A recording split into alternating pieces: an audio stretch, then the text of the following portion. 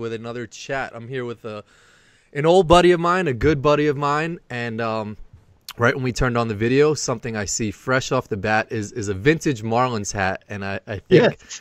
Let me first introduce my friend Reid here.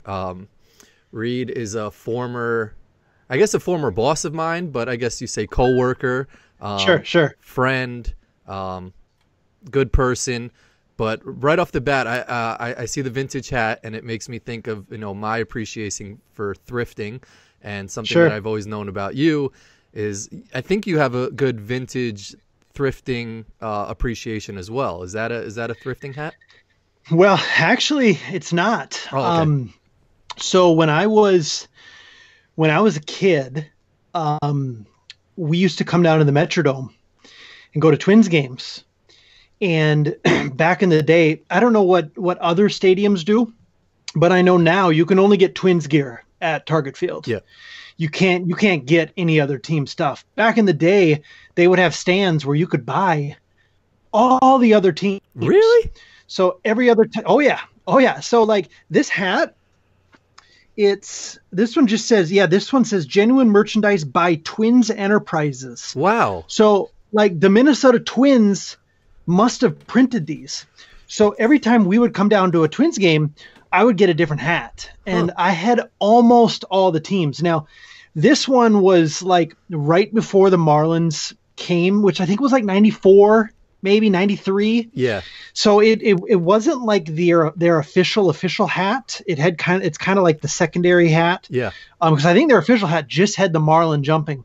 So I was like really bummed as a kid when I found out that it wasn't their official hat. I was pretty spoiled. You go to Brooklyn clearly. with that hat right now, and I'll tell you, someone will pay you top dollar for the the original Marlins logo. That's not the refurbished official themed one. So Oh yeah, the Miami Marlins, no good. no, Good. no, not the This Miami is- Marlins, this but is- like just to have Sure. an OG logoed Marlins prior to even the year they started is respectable. But that's interesting because I feel like nowadays you're right. You can't go to a stadium and find anything but the team that's playing's Yep. gear.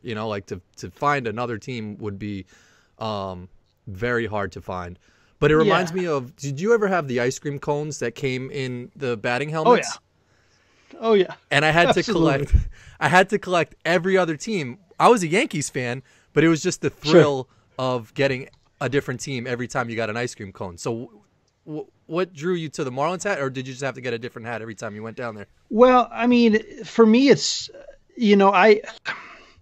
I'm wearing it now because it fits me well.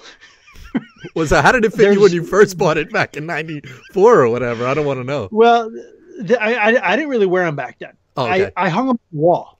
Got it. So, I rotate in between two hats right now. This Marlins one and a Giants one. San Francisco And- or New York? Yep, San Francisco. Okay. San Francisco. So they. Oh, I'm only wearing Dolphins gear if I'm wearing football stuff. Sure. I don't wear any other NFL teams. That's true. We'll get into that. I just like the way they fit. Like I have like a Kansas City Royals hat that's like the original trucker hat. Mm-hmm. Like before trucker hats were cool. Mhm. It has like, it's just really plasticky. It's got like the plastic Love it. trucker back. And Yep. I can't wear that out. It just doesn't work. Yeah. I mean, you get some love on Kansas City now, but do you go thrifting? Is that because I remember back in the day you'd wear some spiffy Yeah. suits, and I would ask you, oh, where's that from? And you'd be like, you would take pride in saying that you got it for $4 at wherever Yeah. your local thrift shop. Here's the problem with thrifting nowadays is like, if I go to Savers, I don't know if they have Savers where you're at. I don't know if that's a nationwide thing. No, it But wasn't. a that's New the York big thing. one here. It's Mhm. Savers and Goodwill. Yep. If I'm going through Savers and I find a treasure, Savers knows that's a treasure, and like it's like $17 for a dress shirt. It's like if I wanted a $17 dress shirt, I'd just go to Marshall's. Yeah. So it's like it's just not fun anymore because there's no treasure. Like you're not treasure hunting anymore. You're just finding like stuff that, again, for $17 for a dress shirt at Savers. No, that's not why I'm here. I want to Yeah. get a $3 save shirt. So I don't do it much anymore, to be honest with you. Yeah. So, I weirdly haven't come around to thinking that the stores have understood that their stuff could be prized or whatnot, because I've still found some things that I'm like, Oh shit! Like I just found a Scottie Pippen jersey. Granted, it's a little bit too big for my daughter right now. Sure. But her name is Scottie, so I was looking for one on eBay, couldn't find it. Found it at Goodwill, a champion jersey for $4.99. So like, I still think that there's items in there that draw me to it that I'm like, I'm gonna find. I still remember like seeing ESPN articles and like someone found like an old Masters jacket, or someone found like Joe Paterno's jacket from like, you know, their national championship year. So I still get so much enjoyment out of going to Goodwill Sure. and finding those things. But I was just curious your thoughts on that. But to go back to an intro to you, you are a well-versed man of basketball, of vegan life, of basic just being a good person. And I don't know if you remember, but I was actually on a podcast of yours at our previous employer. So did you have any aspirations to be a podcaster, or was that just something that was started through our old job to, you know, have a different channel or outlook on something? You know, it's one of those things, Corin, where it's like when my boss said to me, "Hey, why don't you do a podcast?" I'm sitting there thinking, "You're going to pay me to podcast during the workday?" Like, hell yes, of course I'm going to do that. Who wouldn't? So, but you know, it was really great experience for me. You know, you know, obviously we did a lot of rec basketball stuff, but the thing that'll always stick out to me is when I was able to work with Candace Wiggins. Yeah. You know, and that was a really, really, really cool opportunity. You know, she hosted the show and I kind of produced it. And most of the time I didn't really say anything. She just kind of carried it and she did her own thing. But every now and again, she would kind of look at me for like my input and stuff. And that was a really cool opportunity just to be able to sit back and kind of listen to her story. But, you know, I've been thinking the other day, like, how many podcasts did I do? And it's probably like somewhere between like 300 and 500 maybe. Wow. That and it many? was all like, yes, absolutely. Because we were doing them all the time for the Dream League. Yeah. I think Luke and I did at least one a week, if not two a week. And we did those all year round. Wow. And then we did a short-term football podcast. We did a bunch of stuff. And again, it's like, we're getting paid to do this. Yeah. Like, heck yeah, we're going to do it. But it was really great experience, you know, and it's something that I've always kind of wanted to get back into. But I'm not getting paid to do it anymore now. So yeah, so I'll press pause on that for now. It's a lot of work. But did you, I know you spoke to a lot of people at our previous job. You managed myself and, I don't know, maybe 7 other guys or something like that. Sure. You interviewed a lot of players. Like we said, we worked for a rec basketball league, so you interviewed a lot of players with different personalities on court. You spoke to NBA players, WNBA players, celebrities. Did you ever, like, do you have a curiosity about people that you were interested in them? Or, like, was it more so, like, you would just ask your questions and move on? Because I always found you, like, obscure, or I didn't know what you were thinking. And sure. I was like, was he interested in that, or does he not give? I actually, just before you answer, I have a quick story. We came up to Minnesota to visit the offices and meet with everybody and go through meetings. And we went to a Twins game. And we had always just had one-on-one conversations about work and doing, you know, just stuff that was related to our jobs. We went to a Twins game, and I think we were standing in the outfield or something, and we were having a conversation about maybe the game or something that wasn't work related. And then I like walked away to a different spot in the outfield, and you were like, you had mentioned something like, hey, like, were you not interested in the conversation or something? Like, you made it personal, and I was like, oh shit, he actually was interested in that, and like he wants to talk and continue to talk. So that made me realize that you were like a real person for a second, which was cool. Sure. Yeah, no, I don't remember that personally. I was probably trying to make a bad joke at the time. Yeah, I think it was. But no, you know, for me, what I always liked is I like to not prepare.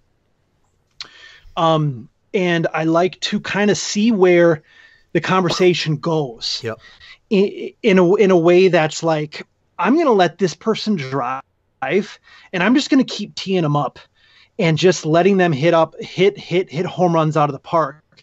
And as an interviewer, I listen to somebody like Dan Patrick or Bill Simmons, and like they can be interviewing somebody who I have no interest in at all, but yet I'm so interested in the conversation because of the questions they're asking and where it's going. So I just think that's sort of the interesting part of it for me, is like, what can I get out of this person that'll be interesting, and where can I lead this conversation? It's just kind of like like an art, I guess, in a way.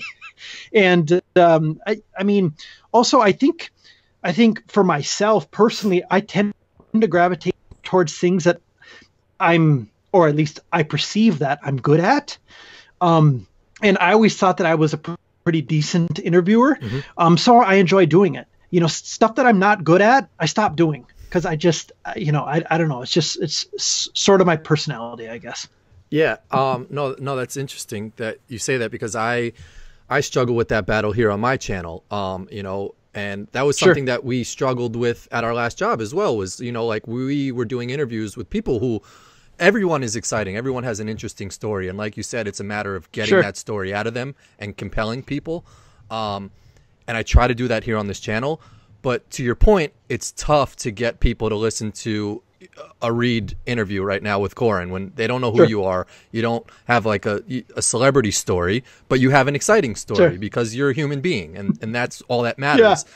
So yeah, you're right. It's a matter of coming up with good questions and, making it appealing for people to listen to that aren't even interested in the person who's talking. Yeah. And I mean, Corin, just a quick bit of advice, if you put vegan in the title, like, people are automatically going to be upset because people really don't like vegans. So that right there is going to get people to click. And we will get into this, but I think that we are getting into, we're in a weird spot as a country, as a whole world, where I think things are seismically shifting, whether it's, racism or whatever. People have strong opinions on things. I think also people are becoming more welcoming to things, and more open to new things. And vegans, vegetarians, we'll get into the difference later. But I think you think people are worse about vegans than what they really are. I think people are nicer and they're more understanding, especially the people who listen to this channel, because they're all Bernie Sanders supporters. They're all, like gay rights and all these things. But I wanted to go back to the basketball real quick because sure. I want to I know your personality, but I want people to understand a little bit more about you and your personality, because at our last job, your role was to manage about like 7 or 8 people who oversaw different basketball regions within different states. You have a pretty passive personality, pretty laid back, not too combative. You're understanding, but we did see you get fiery at some points. The people that you managed had very strong personalities. They were strong-nosed, like push back on whatever you're saying type of people. How is it managing people for someone like yourself? And if you could talk about just a little bit of your background, because I know you grew up on a farm, I think, in Minnesota. Yeah. So I grew up in a really, really small town, about 1,000 people. Wow. Graduated with 68 kids. Came down to the University of Minnesota, went to school down there, and it was kind of a culture shock for me, but in a really good way. Minneapolis isn't necessarily a city to some people, obviously from you, where you're used to being, but it was enormous for me. And yeah, I grew up in the country, with farmland around. It wasn't our farmland that I grew up around, but and then I didn't. Part of the reason that I switched my major to sport management is because I'd started down a path to become like a lawyer. And at the U, you had to take 3 or 4 foreign language classes, and you had to pass a test. And it was one of those things that I was always really bad at. And I was so worried about passing that test that I switched my major, and I was like, I love sports. Let's just do this. And I was lucky enough to get my dream job, working, for a recreational, the largest one, in the world. And I loved it. I absolutely loved it. I was there for 6 years. And to be honest with you, Corin, you guys were easy to manage. I got to be honest. I mean, it was, part of it was the fact that we didn't see each other every day, because we were in different regions. Yeah. And we probably would have butted heads a lot more had we been in the same space all the time. Mm-hmm. But, I don't know. I mean, my style is just, trying to have empathy.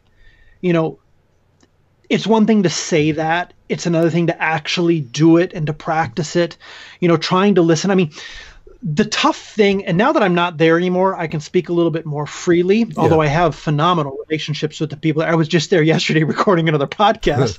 I always felt for you guys a little bit because I had the benefit of being in the corporate office every single day. And, getting to speak with our boss all the time and getting his feedback constantly. Whereas you guys were out there kind of on your own island. You were in Chicago, Mooney's in New York, McCree's in Houston, Vada's in Atlanta. And it's like, it was harder. So I felt for you guys a little bit there. And that was probably why I was the way I was, is because, I don't want to say I felt bad. That's the wrong term, because it's like we were all working in sports, which is a great thing to be able to do. But I would try to put myself in your position and be like, I think it would be significant. Well, I know it would be significantly harder if I were in Houston right now, or if I were in Dallas right now, or if I were in Phoenix right now. So I just tried to lead with empathy, which if you look at the studies right now, that is the number one thing that people are looking for in leaders, is leaders who have empathy, which is the exact opposite from what you would call old school leadership. So you guys were awesome. I absolutely loved working with you guys. Doing the Vegas National Tournament was absolutely a treat. I miss it so much. I guess I could just kind of end there. It's just rambling at this point. No. You make a great point about empathy, because I mentioned this on the podcast with Justin Jackson. Something that I respect about Bernie Sanders is, he gave an interview and they said, what would you want your legacy to be once you finished, if you became president, and what would you want your legacy to be?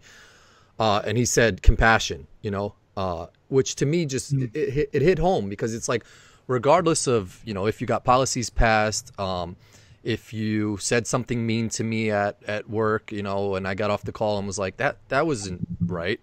If I knew it came from a good place and that you really meant it and you had well intentions behind it, and that's something, whereas with Donald Trump, I think his answer was like, to be feared or something like that, which is just he's just completely off the radar.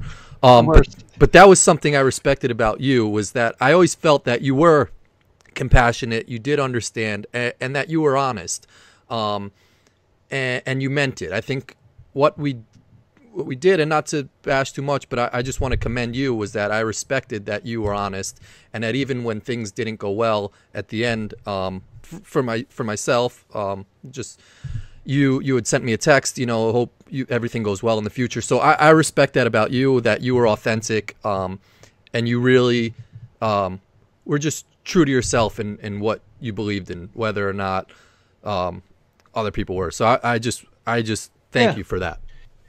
Well, when I definitely appreciate that, Corin. And the other thing I would say is that, leadership it's hard, like I look back and I regret a lot of things. There's a lot of things I wish I would have done differently. There's a lot of things I wish I would have said at times. I wish it had been like, what, this doesn't make sense. I wish I would have been more vocal about what we were just talking about here, about the difficulties of running a region from outside. And I can look back at it now and I can be like, oh yeah, I should have done that. And, but at the time we're all just learning, constantly and just trying to get better and better and better. And, well, most of us are trying to get better. Yeah. Not everybody. Yep. But it means a lot to me to hear that. I appreciate it very much. For sure. So you mentioned you grew up a sports fan, and something I know about you, and you're wearing the Marlins hat. Sure. You came from a town of 1,000 people, a graduating class of 68 kids. What I want people to know is that shouldn't equate to being a huge Miami Dolphins fan, which to me is the exact opposite lifestyle of a kid from a little town, Minnesota. How did that come about? And what's the story behind becoming a huge Dolphins fan? That's a great question. I get asked that a lot, and I every time my answer is a little different because I really don't know what. Well, give us the best one. I'll tell you this much. I believe. So I'll probably get fact checked on this, which I'm totally fine by. I believe it was the 92 season. So it would have been the 1993 AFC Championship game. It might have been 91, 92, 92, 93, because obviously the AFC Championship game was taking place in January. Mm-hmm. And I remember sitting in my grandma's house in Sisseton, South Dakota. It could have been 93, 94. I just want to put that out there. I'm not totally sure. I don't think we have big sports fans. The Dolphins were playing the Bills.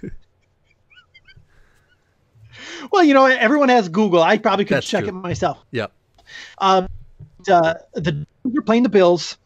This was the Jim Kelly Bills that went to 4 straight Super Bowls, I believe, and lost all of them. Mm-hmm. And I just remember cheering for the Dolphins. And that was my earliest Miami Dolphins memory.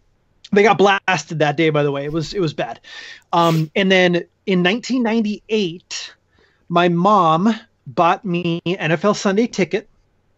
And if memory serves me correct, again, the first game that I had NFL Sunday ticket for was Peyton Manning's debut game against the Dolphins. Oh, okay. Dolphins Colts. I believe he threw 2 pick sixes that day.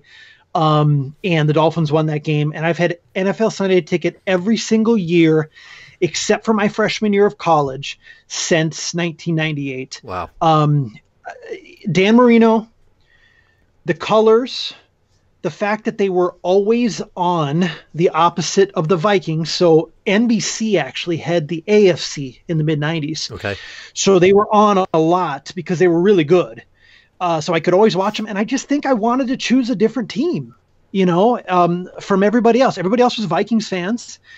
And, I've been an obsessed fan ever since then. I don't know.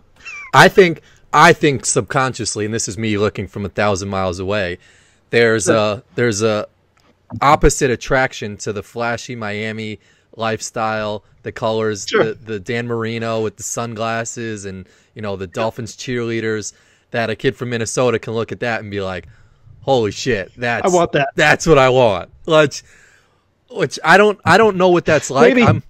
I'm always fascinated to hear about stories like yours from small town, because growing up in New York, I had access to New York City. I had access to you did as well living in Minnesota. But I could get down to the city and meet different people and see flashing lights and go to a Broadway show. Did you ever feel like where you were from made you not understand like other people or something like that because it was so small? Great question. Yes.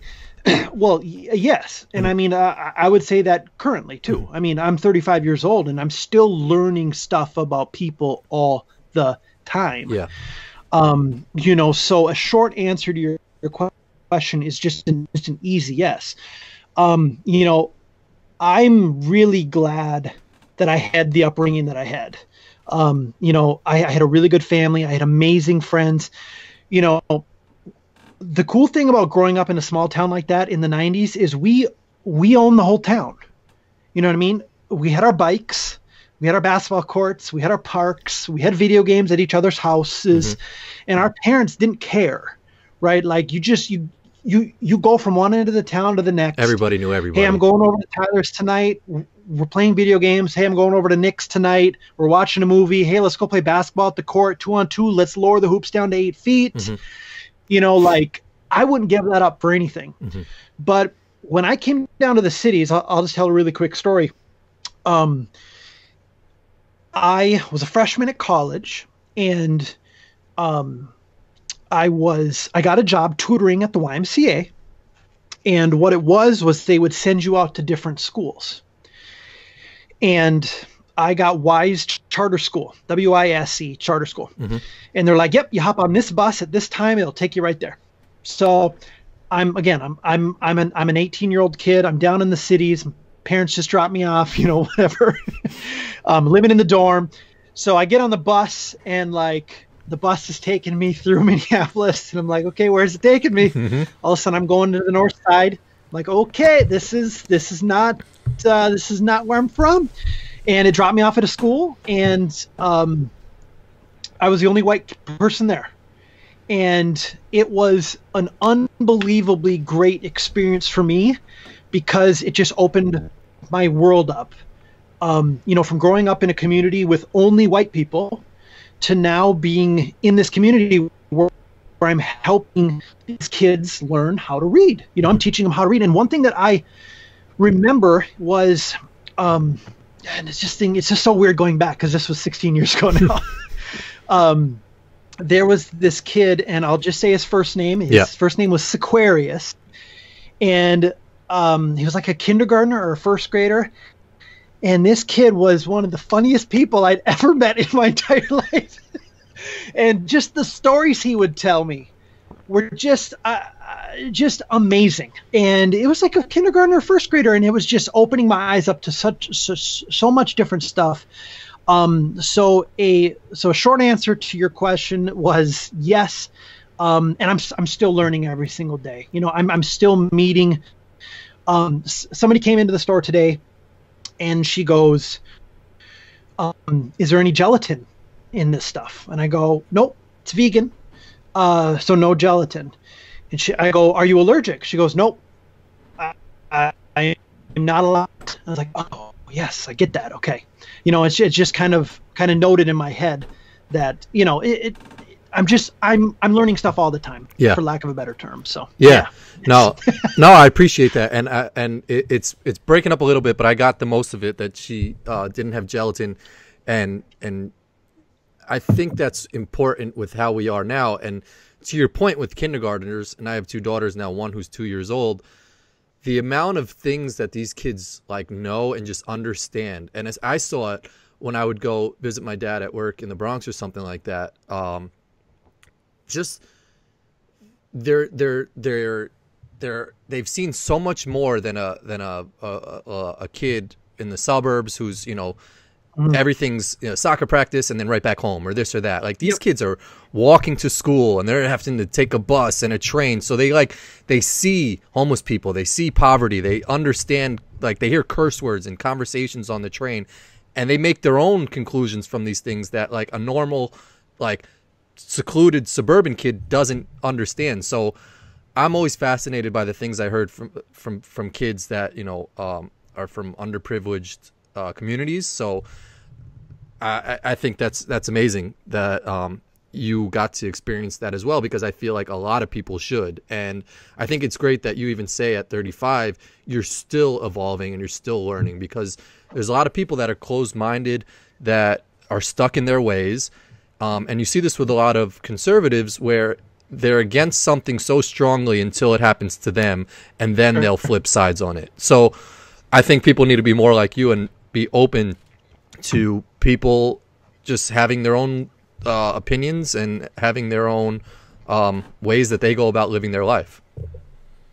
Well, and I mean, like, why not? You know, like, what's the harm in learning new stuff about people and just, you know, continuing to evolve your worldview? Like, I mean, like, it's fast. Like we're like, I talk to my wife about this a lot, right? It's like we're standing on a rock hurling through space at like 19,000 miles a minute or a second. Yeah. It's like, like this is,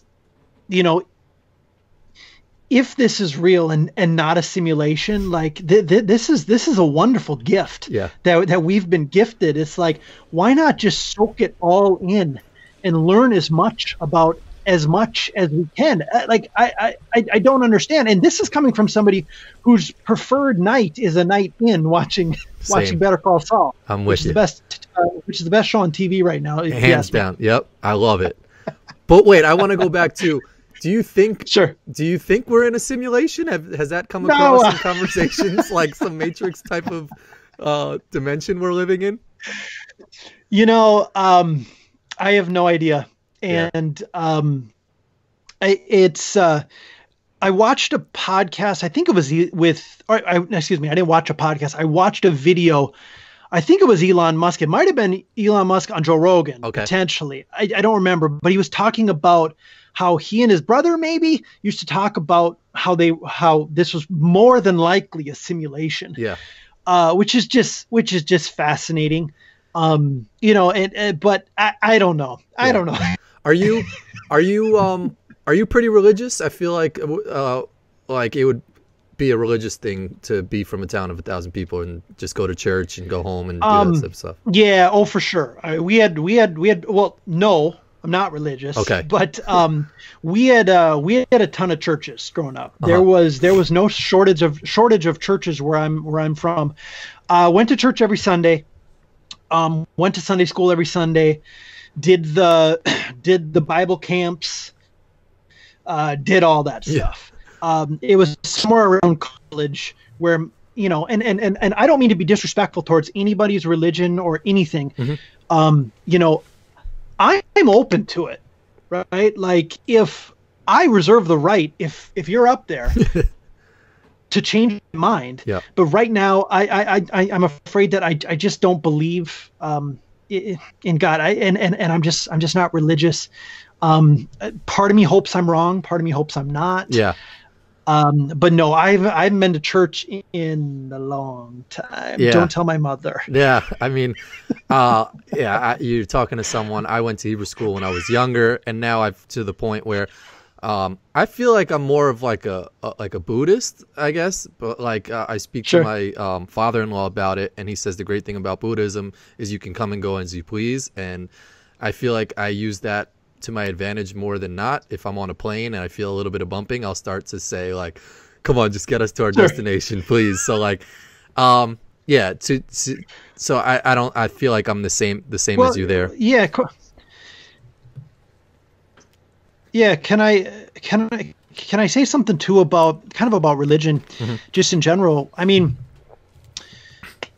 just be good to people, man. Exactly. Like that's not hard. Mm-hmm. And or it shouldn't be hard. Yep. It should be really easy. Yep. So and the thing that I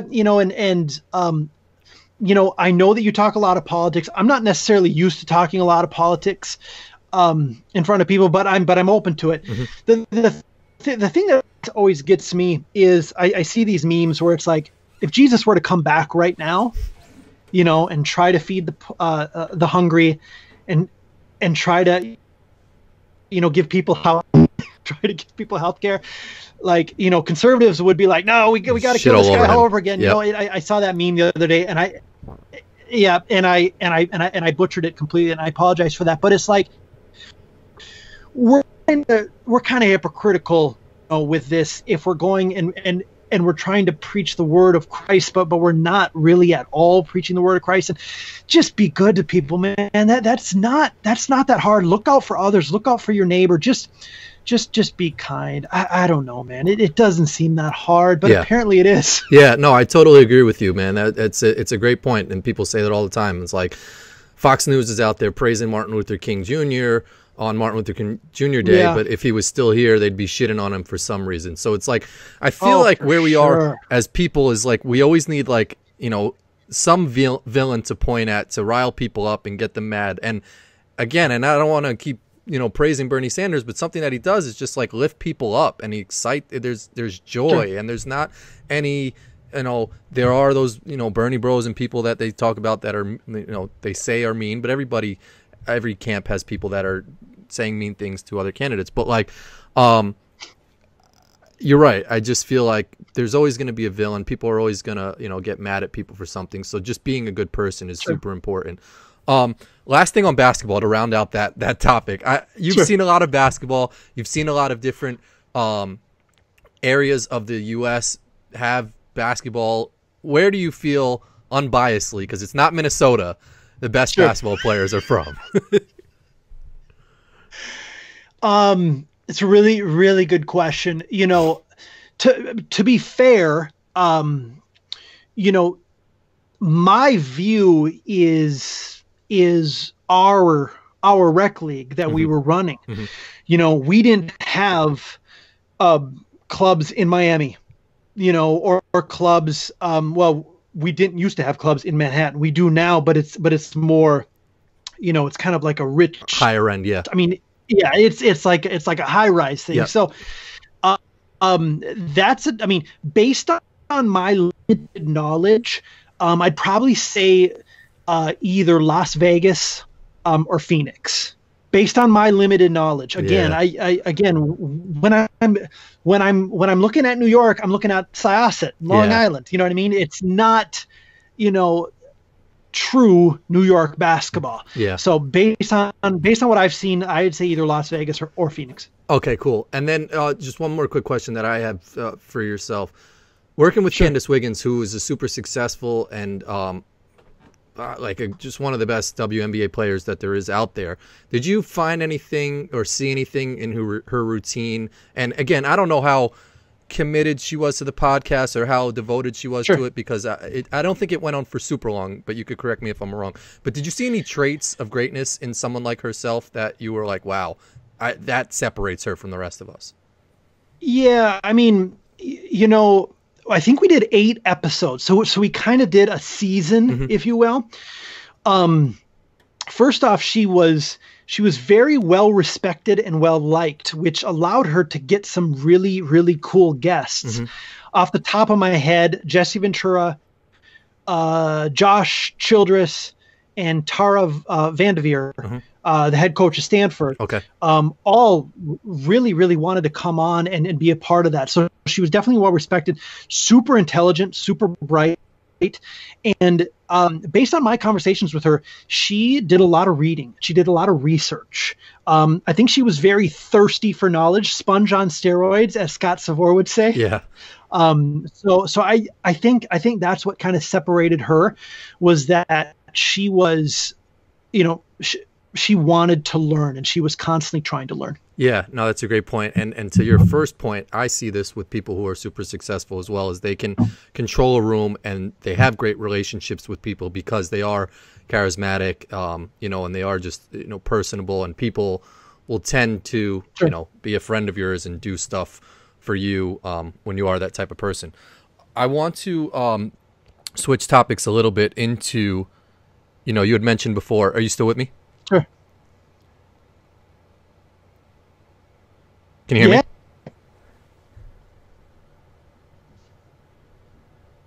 Yep, I'm good. Oh, okay. Sorry. My bad. It's freezing a little bit. I want to switch over to vegan life a little bit because I got exposed to this. I have a funny story.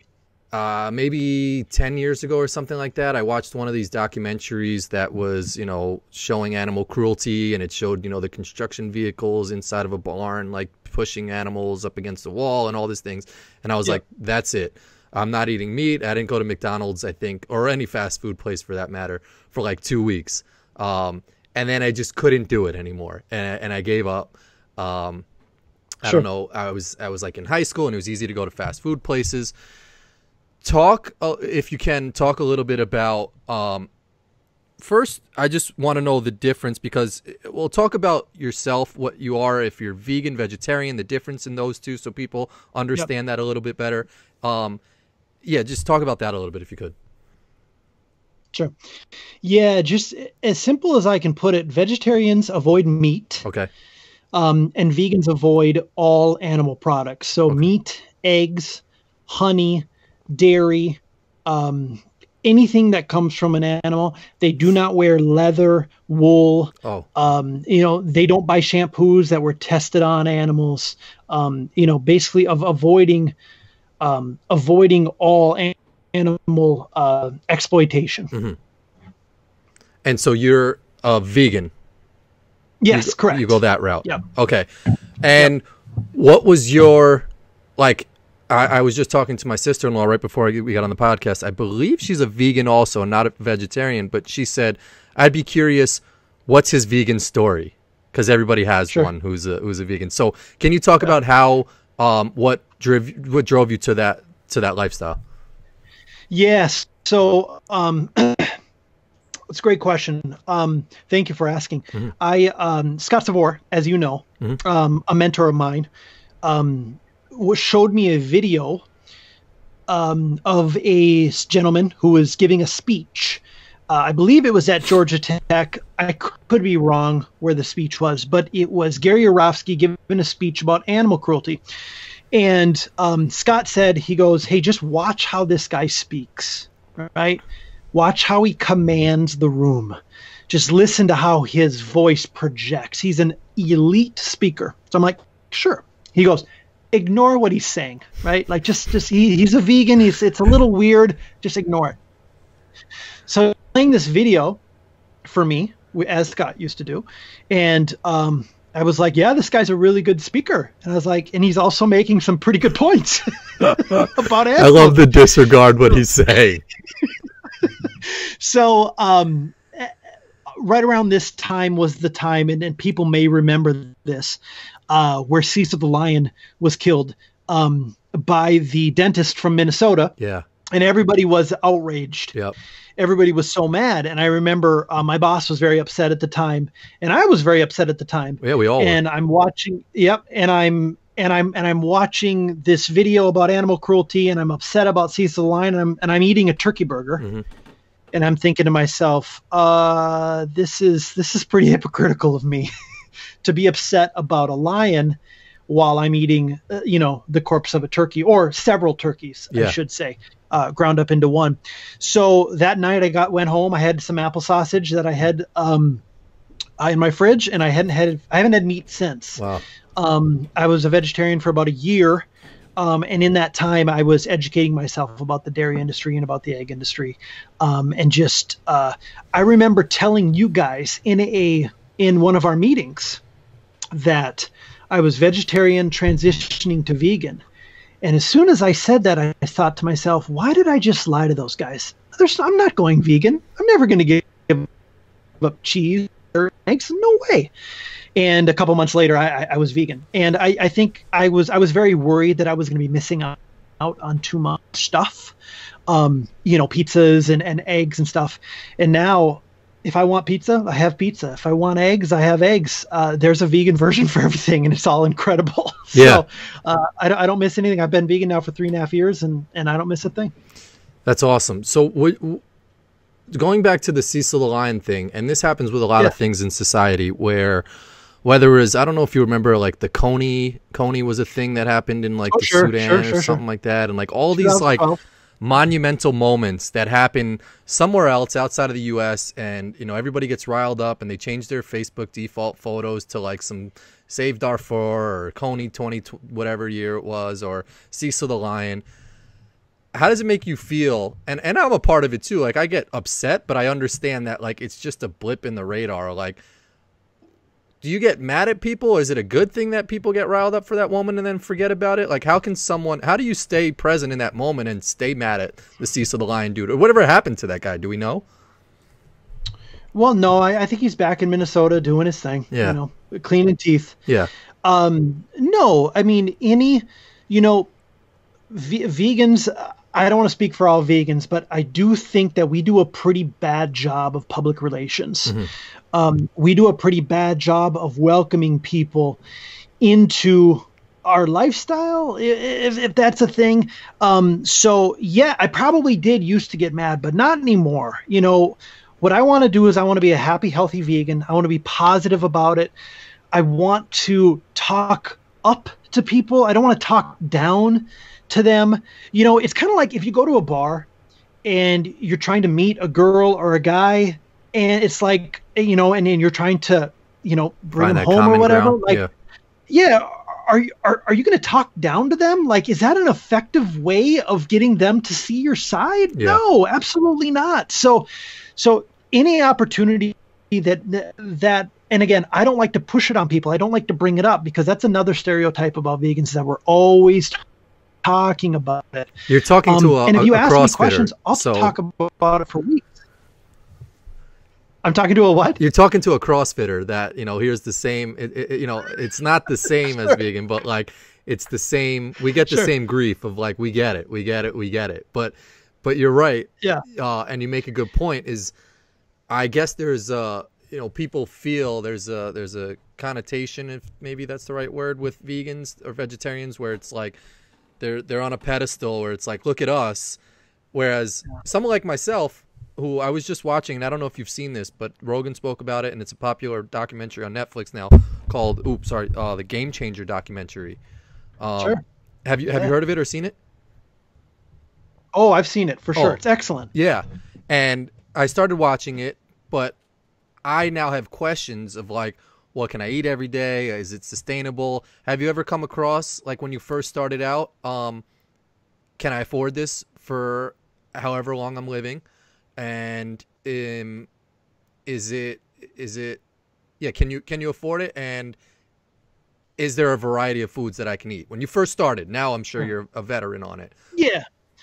Well, you know, when we first started, you know, we didn't know what we know now. Yeah. You know, like when I first went vegetarian, we ate cheese pizza constantly. Yeah. That's all we would eat. And then after we went vegan, we would find meat substitutes that we really liked, and we would just go crazy on those.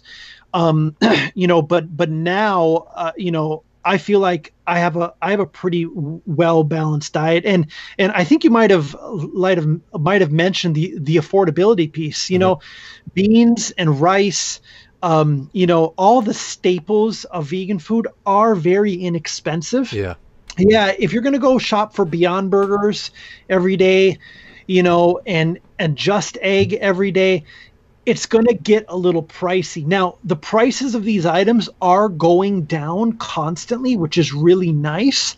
But that is not, you know, affordable for a lot of people. But if you learn how to kind of work with those staples, like I said, the beans, the rice, the veggies, that's a really, really good place to start. Yeah, no, that's a good point. And I'm definitely going to educate myself a little bit more on it. I haven't made it through the whole documentary yet. I started watching it yesterday to be a little bit knowledgeable about it while I spoke to you. Have you done any physicals in the past 3 years and noticed any big differences in your blood or your energy levels? Have your doctor said you look great, Reid, your heart's doing well, compared to maybe what you've heard in the past where might not have been as good? Yeah, great question. No, I haven't been to a doctor in a while. You know, and even if I did, I don't really have like one doctor. You know, I don't have a doctor that I would just go to the guy up the road. So it's been a long time. I will say this. I'm the same weight I was when I started. I feel great. I sleep great. I have tons of energy. You know, I'm not hungry. I thought I would always be hungry. Like, what am I going to possibly eat? I'm going to be hungry all the time. But that's just not the case. It's like if I'm hungry, I eat and then I'm full. It's just like normal. But I should also mention that, you know, the one thing that I noticed is I've never like eaten as a vegan. I've never eaten to a point where I've just like felt terrible. So before, when I used to eat meat, I would eat so much. Like sometimes you'd get a pizza, like a meat lover's pizza, and you end up having 3 or 4 slices too many. Yeah. And you're like, oh gosh, I feel horrible. Yep. But like, I've never gotten to that point as a vegan. You just really can't overeat. Yeah. I mean, you can, but I haven't. So I feel great. I sleep great. No complaints there at all. Nice. Yeah. Have you met, is there like a vegan community of friends that you've met that you've found with this lifestyle now? Yes. You know, a lot of people are super supportive. Mm-hmm. You know, the thing with vegans is, as many of you already know, vegans love to talk about being vegan. Yeah. Guilty, right? Like I'll talk to you all week long about it. So when you get in those groups, it can be easy to hit it off, you know, and talk about the new restaurants in town that are serving vegan this or vegan that. So yeah, the community is great. I will say that we're not perfect. You know, the one thing that we have to work on is, you know, we can be driven by ego sometimes. We can get too angry at times. We let the online trolls get to us, you know, with their bacon pictures and stuff. And It's like, we need to learn just to ignore that. It's fine, right? Just it's fine. It's whatever. So there's a lot of things that our community could do a better job of. You know, another thing that I'll just say right off the bat is, if you're saying something along the lines of, hey, I'm going to try Meatless Monday, you know, some vegans will say, well, that's not enough, right? And it's like, that is not the right way to do it, right? Awesome, man. Good for you. Let me know how it goes. Let me know if you need advice. And if you want to go to, you know, to the rest of the week, that's phenomenal, man. Let me know how you feel. I can send you some recipes. I'll give you some great examples of places you can go. A lot of vegans are very, very, very supportive, and some aren't. And unfortunately, you know, with a lot of things, it's those bad apples that can stick out and can kind of make a bad name for everybody else. Yeah, no, that's a great point. And obviously, it's similar in the sense with CrossFit, where, you know, it is a lifestyle choice that you're making to, you know, maybe prolong your life for whatever reasons you're doing it for. Sure. But there are people that, you know, if you go to a gym and you're doing CrossFit workouts there, but not at a gym, you'll get, you know, shit from them because it's not at a CrossFit gym, or, you know, we'll talk about it all the time. But I think it's a good thing if you're trying to be positive about, you know, health, and you're health conscious, and, or, you know, for reasons like you said, where it's protecting animals, which we all should protect our animals. I forgot what I was going to mention. What was I going to say? I had one more point on being a vegan. Oh, does it help when you have? Oh, here's what I wanted to say. You had mentioned that you feel that there's like a negative connotation towards vegans, and you just spoke about that a little bit. Have you not seen like a positive trend maybe going in your direction of more people being curious about vegans, asking more questions, coming to the store, checking out products, and just inquiring a little bit more recently with how things are changing? Absolutely. Absolutely. We're definitely going in the right direction. Yeah. You know, and documentaries like Game Changers, you know, climate change and the environment, animal welfare, you know, what's happening right now with coronavirus. Yep. If you look at where it started at a wild animal market, you know, where wild animals are being sold for food. You know, people are starting to, and I don't like to use the term wake up because that sounds mean, but people are starting to realize that there's no wrong reason to go vegan, right? If you're doing it for health, phenomenal. If you're doing it for the environment, amazing. If you're doing it for animal welfare, great. If you're doing it because there's a cute girl in class that's also vegan, awesome. Do that. Yep. Right? Like there's no wrong reason to do it. And yes, you know, what I just noticed recently is I'm seeing a lot more men that are coming in that looked like they just came from the gym. right? Generally speaking, and for those, I don't think we mentioned this. My wife and I operate a vegan bakery. You know, generally you don't see a lot of big buff guys coming in and asking about vegan cupcakes. I think there's that original stigmatism towards veganism where it's just like, oh, it's a feminine thing, or you know, you can't get muscular off it. But people, like you said, are educating themselves. So sorry to interrupt you. Yeah, no problem. But I'm starting to see that a little bit more. You know, people that look like they could have gone hunting, wearing their camo gear, their camo hats, coming into the store, you know, which is great, which is absolutely phenomenal. And also too, you know, it tastes great. You know, we wouldn't be in business if my wife hadn't figured out the recipe for making the stuff taste good. Yeah, she's a phenomenal baker. I've seen pictures that she's posted on her Instagram and stuff like that. She's super talented. Yep. So, I mean, have you had the Beyond Burger or the Impossible Burger, Corin? I haven't, and that was one of my questions to you was and I haven't heard great things about just the healthiness of it. So, like, what are your thoughts on that? Well, I mean, you know, based on my research, the number one buyer of antibiotics in the country, right? Okay. So having a conversation about the healthfulness of a Beyond Burger, very heavily processed, but you know, it's not like we're cutting up our beef and just eating it, you know, raw right off the animal. Like, it's getting pumped full of antibiotics and preservatives and chemicals.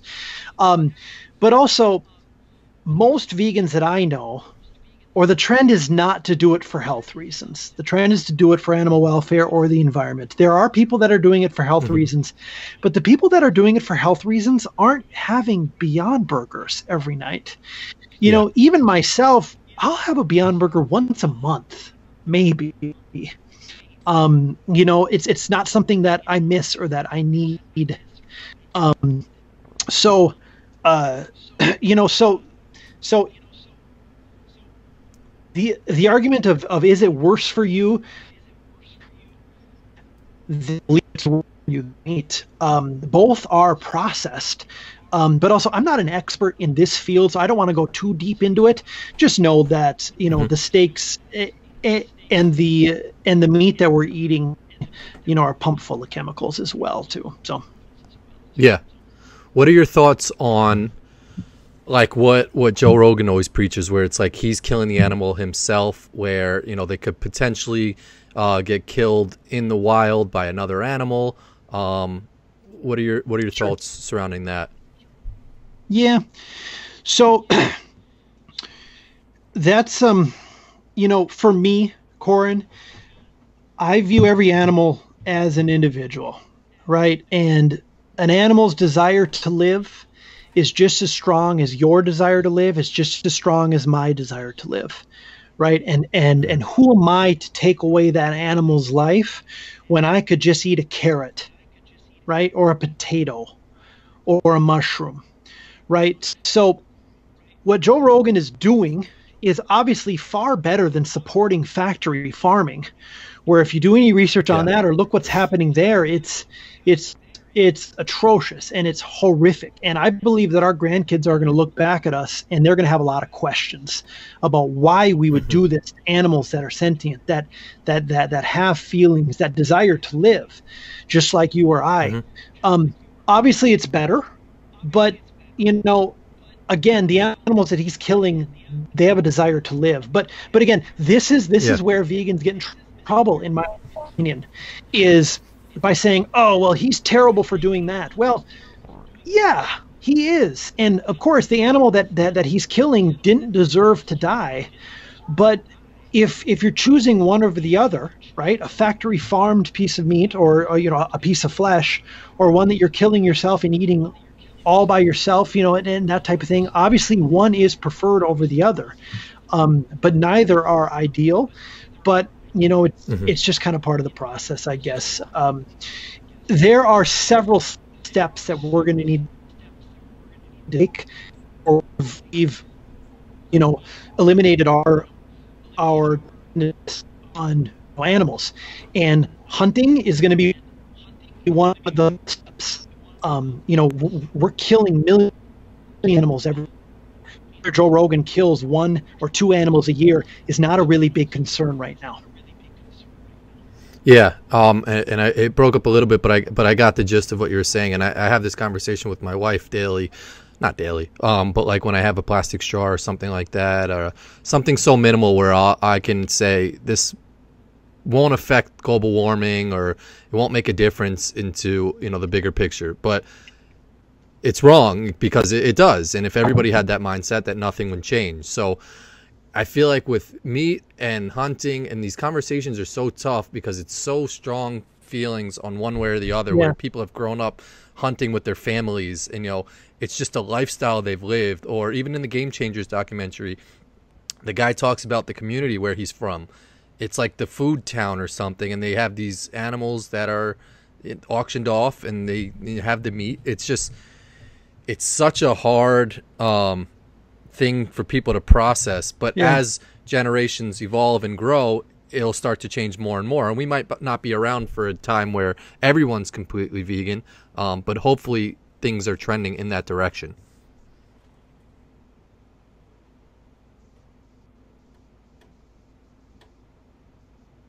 Yeah, I'm there. Did you ask a question? It kind of broke up towards the end there. I got a little bit of it, but I didn't hear the question if you had one. No, I was just saying that, generations to come won't fully be a vegan community, but things hopefully are trending in the right direction, which is a good start. Do you feel optimistic of how things are going? Yeah. So, yes, I do. And I'll tell you, Corin, what I believe is going to push us over the edge is not all of a sudden we're all going to have this, spiritual awakening about the way we're treating animals or the environment. What's going to push us over the edge is simply technology, right? And basically, we're going to be able to create, we kind of already are creating lab grown, like real cloned animal tissue that's meat, but it didn't come from an animal. And as technology progresses, I was reading yesterday about a company that's working on a 3D printed vegan burger. It's just like incredible. What? And all this stuff is exponential. It's going to come faster and faster and faster. There's going to come a day in the next decade, maybe, where McDonald's is going to be able to get all of their beef from a lab, and they're going to be able to do it for a less than they would from a traditional sense. And then they're going to be having vegan beef, and it's going to taste exactly the same because it's going to be like 2027, and technology will have progressed to that point. And all of a sudden, McDonald's will have vegan double cheeseburgers, and everyone's going to be mad at first, and then they're going to taste it and be like, "Oh, this tastes exactly like the same thing," and they're like, "Yeah, it is," and that's going to be it. Once McDonald's can save money by going to vegan beef, which that day will come, that's going to be a big tipping point, I believe. Yeah, no, that's a great point, and what you'd mentioned, I think once corporations can understand that they can make money around something, which hopefully wouldn't defeat the purpose of veganism, because animals ultimately are not getting hurt, then it's a good thing. You've seen it with weed and the legalizing of marijuana. Sure. The government has started to come around because I think at first they couldn't make money off of it, and it was everybody doing it illegally, and it was dealers making money, and now they realized, we can open up our own dispensaries and start taxing, and we'll make a shit ton of money from it. So once the government comes around and understands that, the technology is there to make some different type of meat that's not from animals, then they can get behind it and back it. But it needs that big, strong base of the government or someone getting behind it. Similar to, I think the popularity of it happening is, Chris Paul is a big advocate for it. There's other athletes now that are more supportive of a vegan lifestyle. So that clearly helps the cause when you have someone with that big of a microphone helping, right? Yeah. Kyrie Irving is another one. Cam Newton is another one. Oh, nice. you know, that helps a lot, especially when they're, I mean, these are world-class athletes. I mean, Cam Newton's an NFL quarterback. You know, there's a lot of players from the Tennessee Titans that were vegan. It was a couple years ago where one of the defenders' wife was like a vegan chef. I want to say it was, I don't remember who it was, but and like half the defense went vegan. So that certainly helps. Yes. Yeah. Yeah. I remember you had retweeted something. There was an athlete that came into town that checked out your spot. It was, it was Wilson vegan. Chandler or Tyson Chandler. Wilson Chandler. Yeah. I think he's still on the Nets. So you have 2 stores. Is it always trying to come up with new combinations of recipes that people will be interested in to keep their interest? Because like I said, there's probably not a limited amount of stuff you can make, but there is only a limited amount of plants out there and different things. You know, I'll tell you what, my wife has never not been able to make something. You know, the other day it was caramel rolls. She's made, I mean, she makes whatever she puts her mind to, she can do it. You know, we make a lot of the same stuff, kind of those staples, those favorites. We're trying to just be more consistent with things and just try to be as efficient as possible, not necessarily doing as much innovating as we have in the past. Last year was a lot of innovating. And she came up with like vegan Pop-Tarts and these s'mores bars and ice cream sandwiches and all this different stuff that she was able to veganize. And we have a ton of different options. Now it's just trying to become more efficient with how we're making those options because we've spread ourselves pretty thin as a business with how we make things. I mean, if you think of like a Cinnabon, they make one thing, right? Cinnamon rolls. And it's very consistent. It's very simple. It's very straightforward. For us, we're making 12, 13, 14 different things, which can be kind of difficult on our staff at times. So not a lot of innovating currently. Last year, we did a lot of that, though. Yeah, and this is something I've heard in business is, you know, you almost want to have, and it's great to have a variety of things for people to choose from, but it's almost like you would prefer a Chipotle menu over a cheesecake menu where someone can come in and say, oh, that place makes a Cinnabon, they make a casserole, like they make whatever. No, I don't know if a casserole has meat or not, but like boom, boom, boom, that place has it. Go get that. What have you learned as being like a small business owner? And what's that been like for yourself? It's very challenging. You have two we locations? Have 2 locations. Still? Okay. It's very challenging, but it's also very rewarding. You know, anybody who's ever run or owned or managed a restaurant or just worked in the food industry in general knows the headaches that come along with it.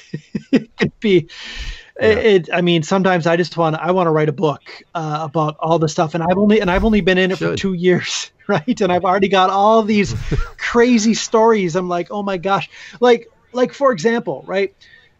I never worked in the food industry before this. My friends would be like, oh yeah, so and so, they ate like 90% of their food and then they sent it back, and I'd be like, haha, that didn't happen. You know, somebody didn't eat their whole dish and then send it back. And I'm like, yeah, no, it has happened.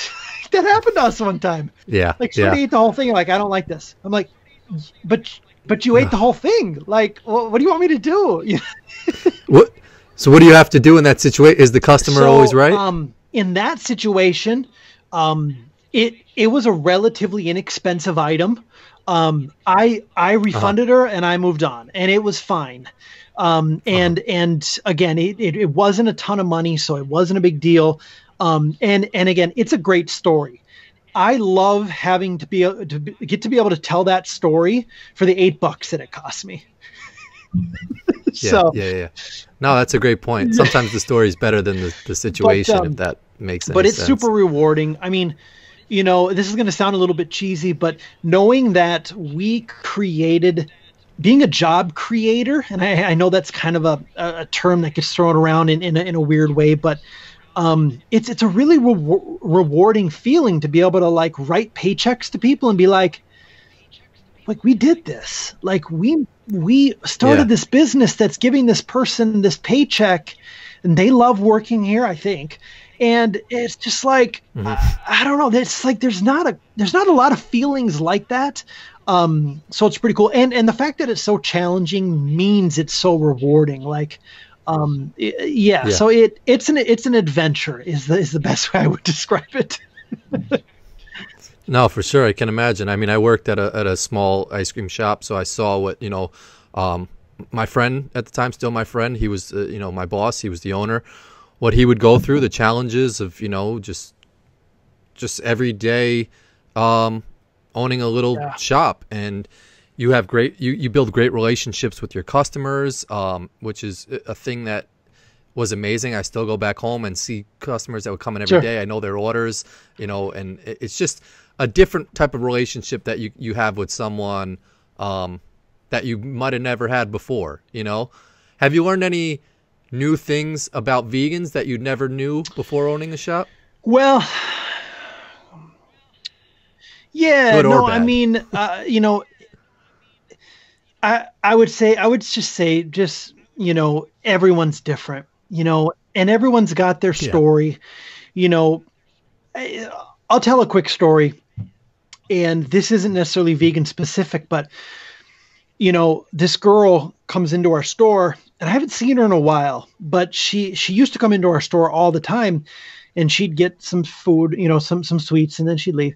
And one time I saw her, she was with her friends. She's probably in high school, and this was summer, and she was wearing shorts, and I saw she had an EpiPen in her sock, right? Like this girl carries an EpiPen with her in her sock so that if she accidentally ingests dairy, she can give herself a shot because she might die, right? And it's just like, there's no dairy in our store at all. Like, so I feel really, really good being able to serve people like that because I know that they're safe here. But like, this is a matter of life and death for people. Like for me, it's just a choice I made. But for them, it's like they could die, right? And also we get a lot of parents that'll bring their kids in, and this will never get old, right? The mom will go to the son or the daughter and they'll say, little Johnny, you can pick anything you want, right? And then they'll go to me and they'll be like, every time we go to a bakery, I can tell them they can have this one dairy-free cookie, but here they can have everything they want. And it's like, that hits differently, man. That's just like a really cool feeling. So the thing that's been most surprising to me is the allergy community, which, for as hardcore as vegans are,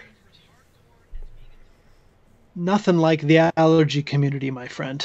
Nothing like the allergy community.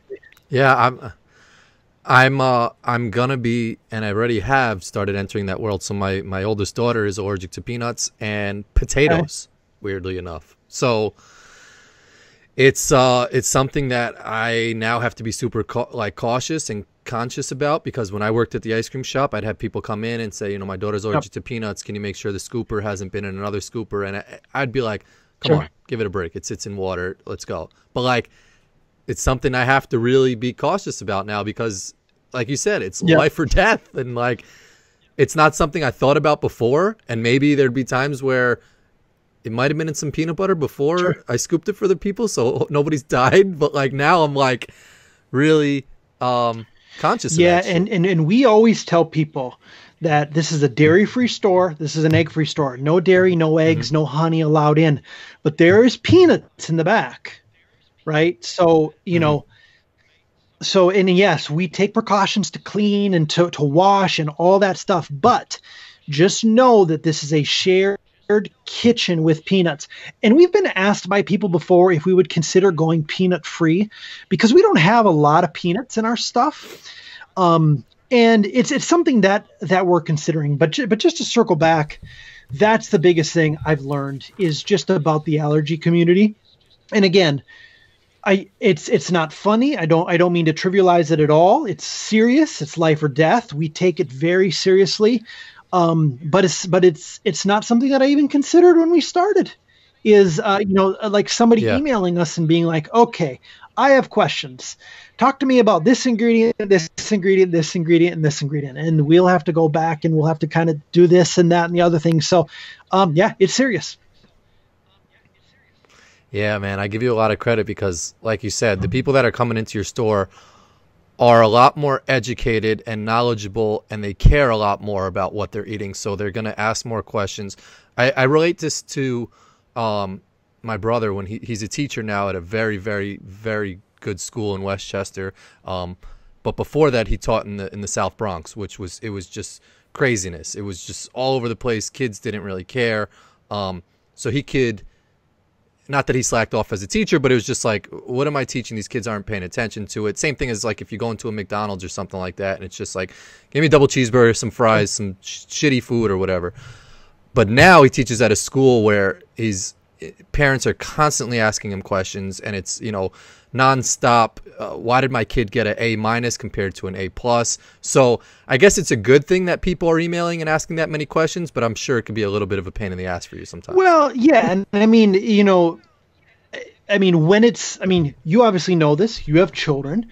When it's for the well-being of their kids, it's a big deal. Like what you're talking about earlier, like the difference between an A and an A-. It's like, guys, grow up. Right. Like, I mean, come on, just that stuff would drive me crazy. Like I could never be a teacher today. Now I can't even imagine what your brother goes through on a day-to-day basis. No, thank you. Yeah. Well, he's lucky in the sense, and shout out to Jed. He usually watches the whole podcast, and I give everybody credit to make it this far because it's been a little choppy. So I appreciate everybody staying with us. He's fortunate in the sense where he's a Spanish teacher. So if you don't know Spanish, you can't come at him with your kid's test and say, why is, it's not math where the dad could be the top accountant at, American Express or something and say, hey, this doesn't add up. Sure. Like I've done my math table, blah, blah, blah. And you're wrong, buddy. But like Spanish, you can't come at a teacher unless you're fluent in the language. So he's got that above the parents where you could say, no, screw you guys. The conjugation was wrong, That's this fair. or that. So he's lucky he's not, math or, science teacher where there's specific experts in that field. How active are you with the, like is PETA important to you? Because I just watched Bill Maher recently, and there was this lady, I forget her name, who like took PETA off the ground and started that whole movement. How involved with you are you doing things outside of your restaurant to maybe, parades or something like that? Well, no, her name's Ingrid Newkirk. So yeah, she's a founder of PETA. Okay, yeah. I also watched her on Bill Maher. I thought she did a very good job. For us, doing what we're doing as bakery owners is our form of activism, right? What we're trying to do is all we're trying to do is to show somebody that you can eat vegan food and it can taste awesome, right? And for us, for the most part, when you see a fake burger, you can kind of tell. It's a little tougher now, but you can kind of tell. When you see our cake, it just looks like a cake, right? So a lot of people will buy our stuff and bring it to friends, and they won't tell them that it's vegan, and kind of surprise them at the end. So for us, that's where we feel that we can make the most difference and the most impact, is just showing people that vegan food can taste great. Yeah, that's awesome. I want to ask you a question because I know I do this podcast as sort of like a passion project, something that's fun for me to do. I'm genuinely curious about other people. I love talking to them. You had mentioned earlier that you had your dream job in working in sports. I loved working for our last company. I loved the flexibility of it. I love you're talking basketball with guys. You're playing basketball. You're dealing with people whose personalities are just amazing. I think basketball players have some of the greatest stories, greatest charisma. And I spoke about this a little bit when I had visited you in Minnesota, but I'm sure it wasn't an easy decision to leave a job that you love like that. And a lot of people out there are stuck in jobs that they're doing, that they don't like, and people that they do love. But do like their job, but there's something out in the distance that they've always dreamed about. I know your wife was passionate about pastrying with cakes and all this stuff, and you left a dream job to go pursue this. How's that decision been, and would you do it again? And yeah, talk about that. Well, that's a really good question. It was a super difficult decision. And I just told this to my wife last night, because when I go back down to the corporate offices, like, I immediately miss it, right? I'm immediately like, oh my gosh, like, I can't believe I left this, right? So I told her last night, I said, I still don't know if I made the right decision, right? Which is which is weird. Oh, no. Yeah, it went well. My wife's very understanding. I had my dream job. I was compensated fairly. I loved going into work. I loved my coworkers. I loved my boss. I loved everything about it. It was a short commute. And the reason I left, Corin, and this is, I understand how this sounds, right? So just bear with me here while I say this. I get it. I get how what I'm about to say sounds. To me, I feel really passionate about the way we treat the animals that share this planet with us, right? I mean, this is our planet. This is their planet too. It got to a point for me where I knew my wife was an elite baker. I traveled to a bunch of different bakeries around the country and even in Europe, because we went on vacation to London. I went to go see the Dolphins lose to the Saints 20-0 in Wembley Stadium. Nice. Couldn't even score a touchdown. Who was the quarterback that day? Jay Cutler couldn't even score a touchdown for me, Jay. But we went to London, we went to Paris, we went to all the vegan bakeries there, went to New York, went to all these vegan bakeries, and my wife, I mean, honestly, all of my wife's stuff were better than what I was having at these places. And Minnesota didn't have a vegan bakery at the time. And, I felt an obligation to do this because I knew that I could, right? And I knew that if I were to impact the world and the earth and the animals as much as I can, that I needed to do this. And, my boss and I sat down, we kind of talked it through, and, we had just decided that it was going to be best if I left and pursued this full time. So left on very good terms, and kind of circling back to what I said before, I'm glad I made this decision. It can be very tough at times because, as everybody know, or not everybody, but as people know, margins in the restaurant industry are razor thin. And margins when you're just starting out in the restaurant industry are negative, right? So, or excuse me, they can be negative. Not everybody loses money right away. But we're getting better. We're learning. We're progressing. We're growing. And I feel good about the decision, but I really loved that job, man. I really did. I loved being there. It was great. No, it was cool. So, yeah.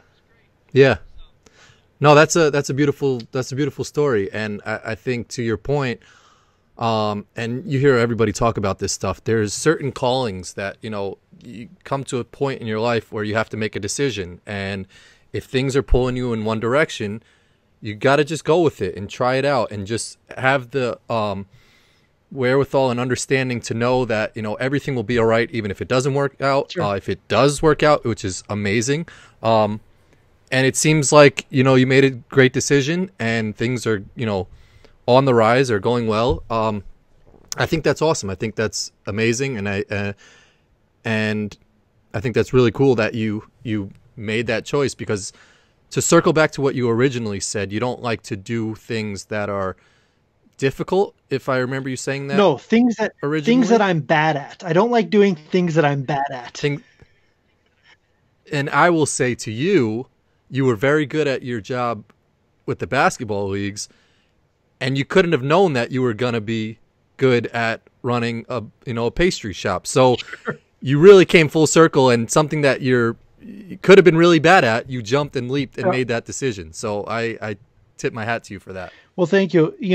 Something that you said that I really liked is that even if it doesn't work out, it'll be okay. And for me, I understand my privilege, and I understand, how fortunate I am, to be married to my wife, to have a great family, to have a really good upbringing, to have, that security.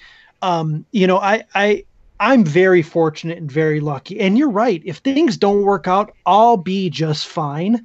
So I just want to make sure that, it's not like I'm risking everything to do this. I'm risking some, but regardless of how it ends up, I'm a very fortunate person. Privileged is a good word to use. I mean, I'm a straight white man, so. Yeah. Speaking lastly on your restaurant, and I want to shift to politics a little bit. I know you mentioned that, you don't talk about it that much. Are you affected by anything that Donald Trump has in place, or any of the candidates are, talking about? Do you pay attention to any of that as being an owner of a business? Yeah. I do. So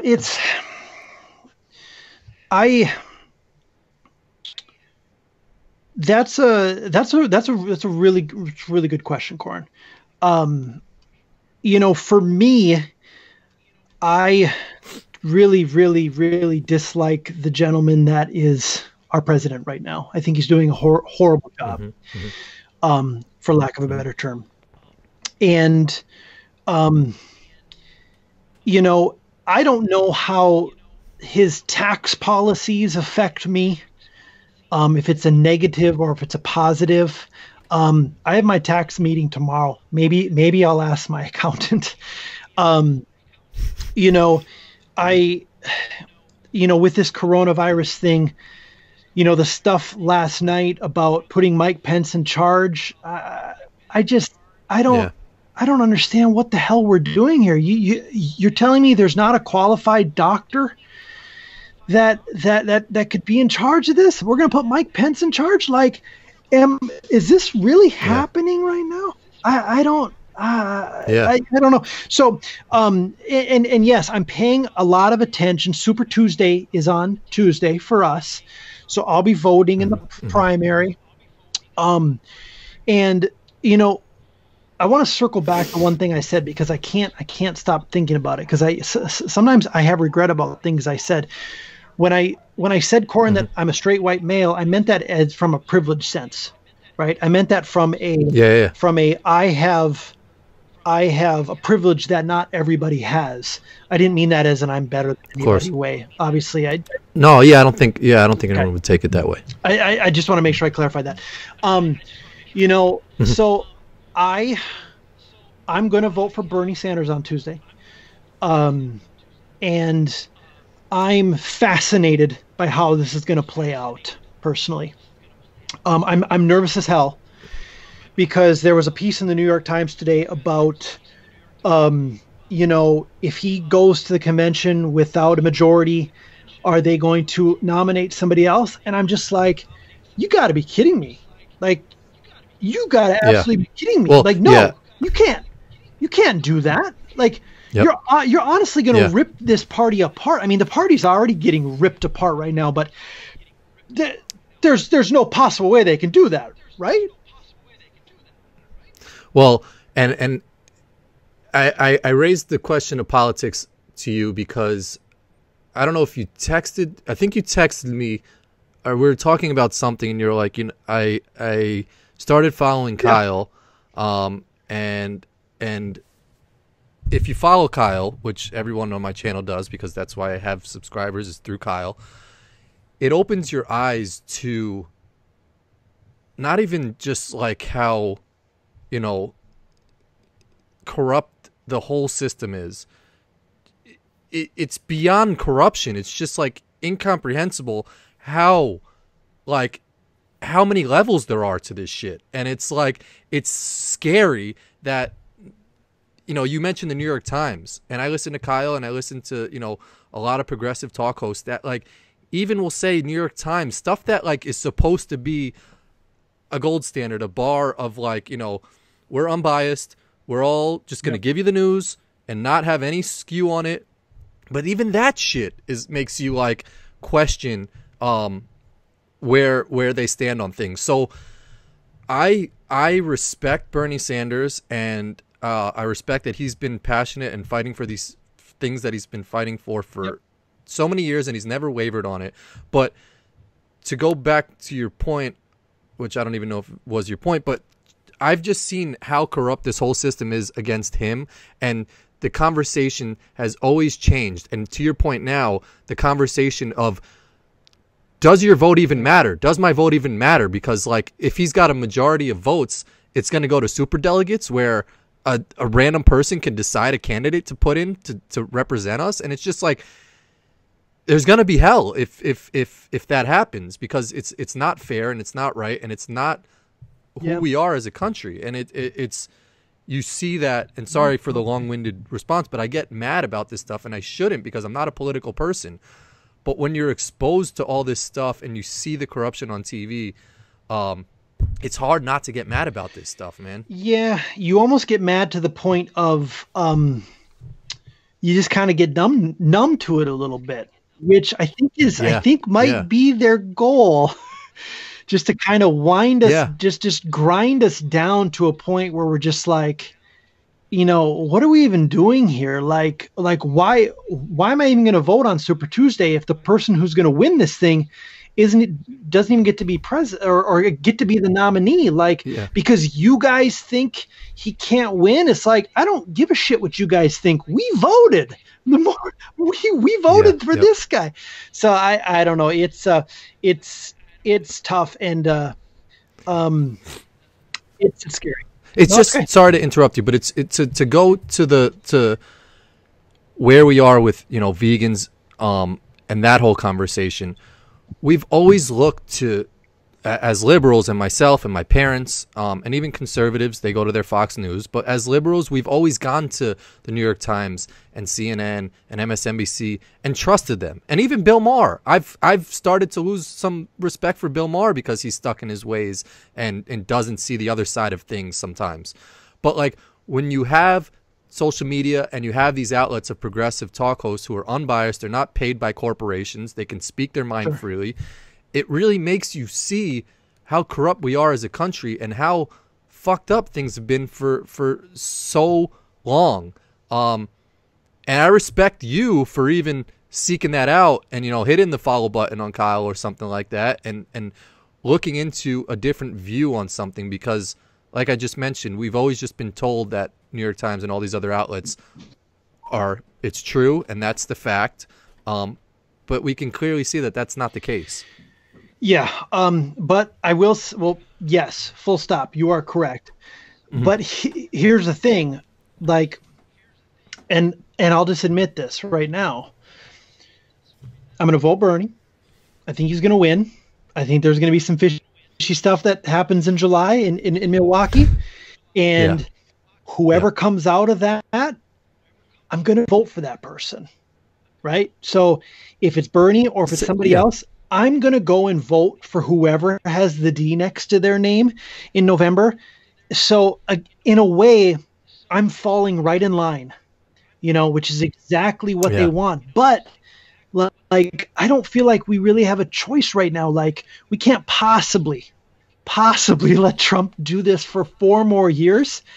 I mean, that's a scary thought. But, you know, one thing I'll also say is, like, I can't watch the debates because I can't understand why we can't build each other up and constantly tear each other down.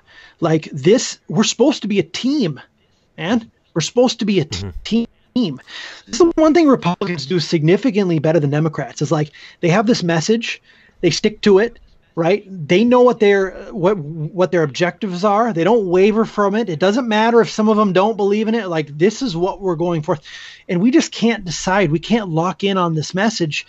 And we're constantly fighting with each other. And I think liberals have so many, sorry to interrupt, but I think liberals have so many more messages, you know, whether it's poverty, healthcare, childcare, gay rights, you know, PETA, there's so many other variables with liberals that come into play, in my opinion, which make it so much harder to agree upon things. Whereas conservatives, for the most part, they've got a lot of money, and it's just a matter of making more money. So, you know, when the Republican conventions were going on, they were fighting just as much as, you know, the liberals were, you know, as Democrats were, you know, this past debate. I think this last one was a little bit more aggressive because you could see that people are realizing that Bernie is a front runner, so they're trying to attack him a little bit more. But yeah, I think the same thing happens on the right. It's just they have less stuff to talk about. You know, it's just like, how can we put more money in our pockets? This guy's saying it one way, this guy's saying it the other way. We'll follow the guy who gets us there, you know? Yeah, I'm not gonna disagree with you on that. I mean, that is true. But yeah, I mean, their messaging is pretty simple too. I mean, build that wall, lock her up. Like, they get behind these things, and they make it really simple and really clean. Whereas a lot of our stuff is not simple. So yeah. You're in Minneapolis. Have you heard anything about Amy Klobuchar? Do people like her being the senator? To be honest with you, I think yes. I think she's liked. But I will say this. I think Bernie is going to win Minnesota on Tuesday. I do. I really, really, really do. So. Based on the people that I'm talking to, and I think she's ahead in the polling right now, but I think he's going to win on Tuesday. And I think people are probably more neutral on her than anything else. We've always been mostly a Democratic state. So the senators generally win pretty comfortably based on what I've what I remember. Was Jesse Ventura? He was a governor, He was right? an independent. And I think he was a Republican, right? Yeah, he was an independent governor. I believe he was elected when I was like in 8th grade, so 98, maybe. Were you a wrestling fan? You know, I really wasn't. I got into it a little bit when I was a kid. I like The Undertaker a lot, but not much. Yeah. Not much. Yeah, I'm always fascinated by those people. I mean, when you see like an athlete become a mayor, or a governor, or even Arnold Schwarzenegger becoming. They mentioned Schwarzenegger in the Game Changers doc, and he's a fascinating guy. But Jesse Ventura was one that stood out for me.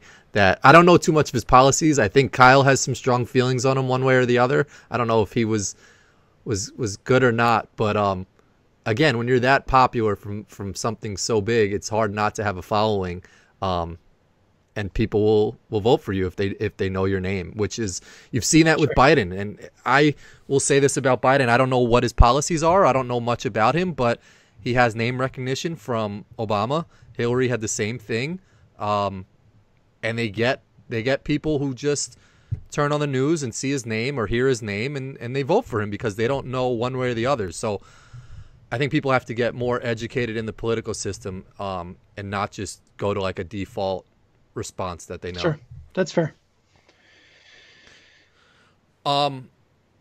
That's all I mean I have. I thought this was really awesome. Is there anything else you want to add? Yeah, I mean, first off, that was great, Corin. I thought you did an awesome job. I appreciate it. I thought the transitions were great. I had a blast talking about this, by the way.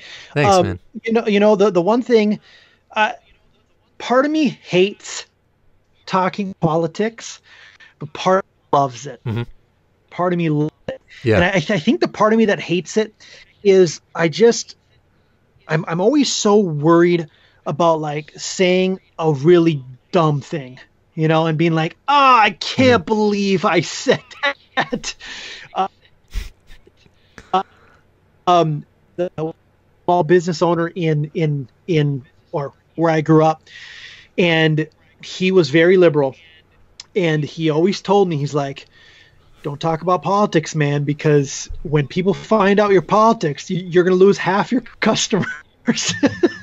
But then again, I'm in the vegan world where most of my customers are liberals. And he was in small town Minnesota where it was really 50-50. So I definitely, that's a tough spot. He owned a car wash. Yep. So people knew, that he was out there, donating money to Democrats. His brother actually served in the Minnesota House of Representatives for like 20 years. Then he went to DC and worked in the Clinton administration. He's got phenomenal stories. He does. So part of me is always kind of nervous about that, but I talk my wife's ear off about it, and I just can't stop watching. And that's the other thing too, is like, we're being brainwashed too, because think about it. If CNN and MSNBC and Fox News just didn't cover Trump in 2015, he wouldn't have been elected. They gave him all that airtime, and that's the thing that's pretty worrisome. Somebody said one time, I saw this on Twitter, if Bloomberg really wanted to help, he would just buy Fox News, right? Or he would just donate all the money he's putting towards, his campaign commercials to inner city schools and all these things. Think about it. Yeah. If you write a $20 billion check to Fox News, right? You're not going to be able to turn that down, right? I'm $20 billion. Well, hell, spend $40 billion. Who cares? You still got $20 billion left. Then it's over. Yeah. Right. Then it's over. So, and granted, they'd find a new outlet, but that's the thing that's really worrisome. Democrats, Republicans, independents, is that we are, we're tuning in every night and we're being kind of told what to think a little bit, and that a lot of bit. And that's scary, man. And here's the thing: this coronavirus, I don't know if I should be, worried or if I should be whatever. I don't know what to think, right? Great. Because it's like point. I don't know who to trust, right? I listen to this I listen to the daily New York Times podcast every morning, or almost every morning. And this morning there was one on coronavirus, and they had their health expert on, and he was talking about how it's most like the 1918 Spanish flu. And I'm like, oh my gosh. And he's talking about 2% of the world's population dying. And I'm like, but wait a second, this is the New York Times. I shouldn't be worried, should I? Or should I? Right? I don't know what to think right now. So that's a really great point. And I hadn't thought about that either, but you just opened my eyes to it. It's like I see the same stuff as you, where it's just like this coronavirus, it's coming to US, and you see Trump up there, and I'm going to appoint Pence, and he's an idiot, but like the fact that there's someone appointed to monitor that is like, holy shit. Like, you're right. Are they just scaring us? So now we go out and, buy more stuff to load up our stock rooms in our house, and like, who knows really what we're being told anymore. Like, I almost want to text Kyle, but I doubt he knows about coronavirus to ask him if it's a real threat or not. But like, he doesn't know, and it's like, I don't think anybody knows. Yeah. And, my wife is insisting that it's all blown out of proportion, but tell that to the people who've lost loved ones already. Right. One thing I'll add is, I don't know if you knew this, but this summer, I got rid of my cell phone because I was going on Twitter all the time, and I was scrolling through politics stuff, and I was scrolling through animal abuse stuff, and I was just getting worn down, man. So my phone didn't turn on, and I said, you know what? I'm going to give this a try. And for 4 months, I think it was about 4 months, I went without a cell phone. And it was phenomenal, man. It was phenomenal because I didn't need to be told what to think, right? I could just like open up the door and talk to people, and that would in a way kind of shape my viewpoint. Granted, I was still on my computer constantly, so I still had access to Twitter. Don't get me wrong, but it's almost like I touched on something a little bit ago about how we're being kind of brainwashed into what to think. If we just turned off our devices and turned off our TVs, would we think that everything's great? Or would we think the opposite? I mean, like our worldview is being shaped by whatever CNN, MSNBC, Fox News, and Twitter. And the thing with me following Kyle is my timeline changed completely, right? Like the ecosystem of my timeline is very important, right? It's a lot of Miami Dolphins football. It's a lot of animal rights activism, and then it's a little bit of politics. But with Kyle, it shifted completely, and it became almost all politics. He tweeted more than anybody that I had, and I was like, oh man, this is a little much. I'm kind of rambling now because I kind of don't want the conversation to end. No. You make a great point, and I spoke about this with my brother. And I saw someone post. It's funny, I saw someone post about this, but it was like, if you just go outside your house and have a conversation with your neighbors, you would think everything's great. Like a guy could be a Trump supporter, he could be a Confederate flag in his living room, and the guy would be the nicest guy in the world. He'd help you if something broke. He'd shovel your driveway if you weren't home. But social media does this thing, and I battle with is it good or is it bad to know this stuff? Because I used to go to a CrossFit gym back in New York, and my brother went to the same one, and there was a guy in our gym, the nicest guy in the damn gym. The guy was like supportive. He would encourage you, everything, compliment you, everything. But then you go to his Facebook, Trump, and like everything was, conservative and memes and, deport these people. And you're like, what? You were just cheering on a Hispanic person in the gym to like get more weight on their bar or something. And like, so I wrestled with the idea of like, is this guy an asshole? Do I still want to talk to him in the gym? And, my brother made a point that was just like, he's not on Facebook, my brother. He's on Instagram because, he looked at some pictures here and there. He doesn't really post. But there's people in your lives that guy, him at the gym. He's your gym friend. And if you were to pursue a friendship more than that, you'd find out that maybe he's a dick and you don't want to be friends with him. But he's your friend at the gym. And that's what you know him as. So that's how we used to live life. But I still, to answer my own question or not, I don't know how to feel about that. Well, and I don't know here's if the that's thing. good or bad. Let me ask you this. Let's say you were, at risk of being deported, right? So, right, like would your view of him change? Absolutely, it would change, right? So I think kind of answers your question. My wife's parents. But I wouldn't have known that. I wouldn't have known that prior to social media. So to your point of getting rid of your cell phone, it's almost just like you're playing dumb for 4 months, which it might not be a good thing because you need to know that there's assholes out there to maybe make you a better person or whatnot. No, I mean, you're right. Like, should you be? No, full stop. You're right. My wife's parents were refugees. From Laos. They came over. They were sponsored by a church. They came over in like 1974 or something. I'm not totally sure the exact date. And then they became citizens. And I remember I went to a reunion.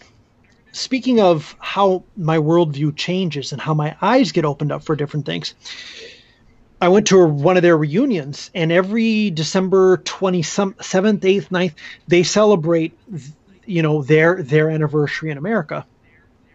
Hearing one of the uncles talk about how they came from Laos to America during or right after the Vietnam War was completely jaw-dropping, right? Listening to this story, and it just gave me a whole new perspective on life. It's like, well, like that helps me answer the question of whether or not that person is a good person. The answer is no. That person's not a good person. Or that person's just an incredibly ignorant person to the point where They just don't know any better. But then again, we have all this knowledge at our fingertips. Is that an excuse? I don't think it is an excuse. We're a nation of immigrants, man. I mean, my grandparents came from Sweden, so it's like, how in the hell can I get on somebody for coming to America, try to build a better life for them? What sense does that make? It's just insane. Yeah, none whatsoever. So if someone's going to get mad at me and say, oh, yeah, you don't understand. It's like, yeah, I don't know, man. This is the way I see it. I think we should just be nice to each other. I don't know. It seems pretty simple. Yeah, no. You're 100% right. And to your point, I think it ultimately comes back on me. I think it comes back on you. I think it comes back on the individual itself. Is, to your original point, just be a good person and be the best person that I can personally be, And if I do that, hopefully, whether it's through a Facebook post that's positive or, an article or something, the more positive, the more accepting, the more loving I can be, maybe I change his perspective on something and maybe he comes around.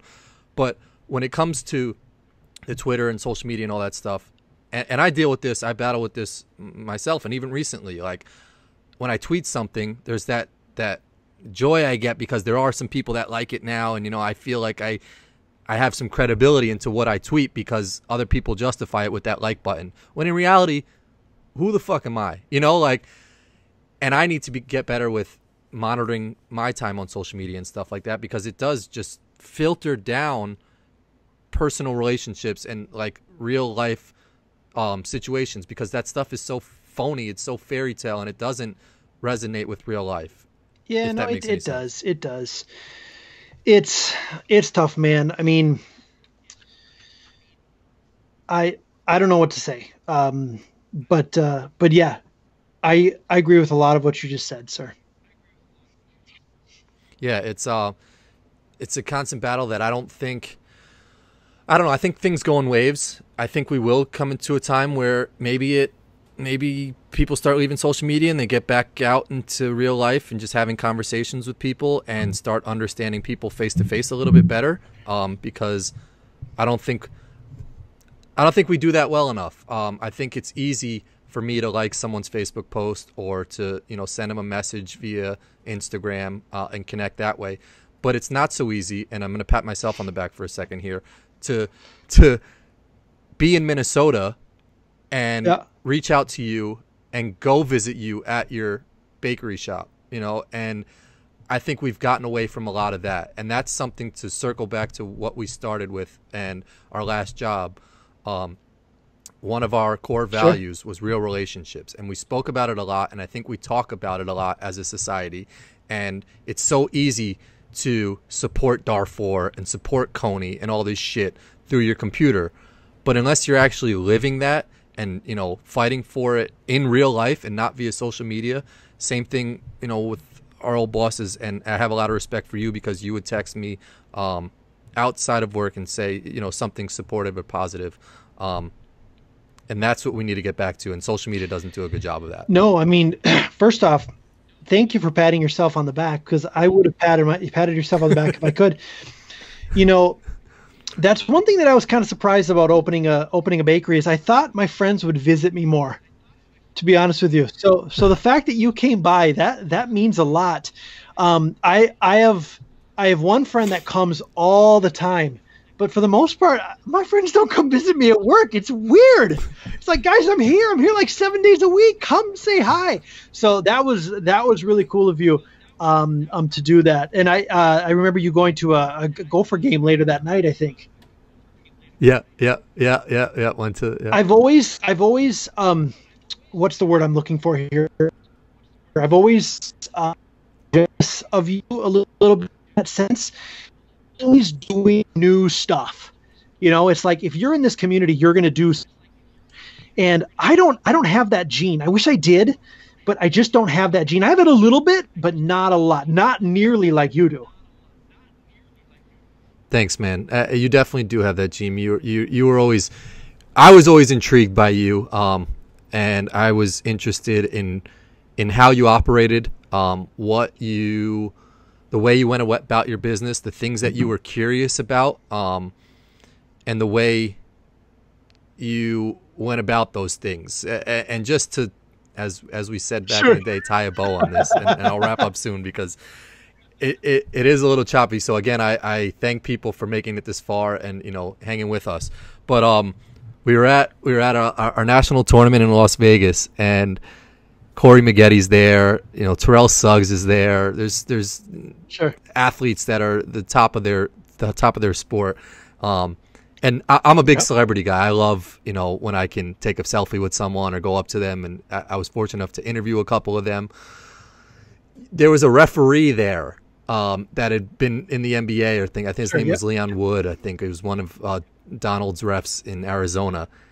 And you came up to me and you're like, "Hey, Corin, would you mind taking a picture of me and Leon?" And you had a picture with the ref. And to you, I forgot what you said afterwards, but you were just, I think, like, appreciative that he was an NBA ref or something. Do you remember any of this? Why you took a picture with the referee? First off, that doesn't sound like me because I'm like the opposite of you when it comes to meeting celebrities. Yeah. No, but I remember you took a picture with the referee. And I don't know if it might have just been you were appreciative of an NBA ref coming out to our tournament and possibly.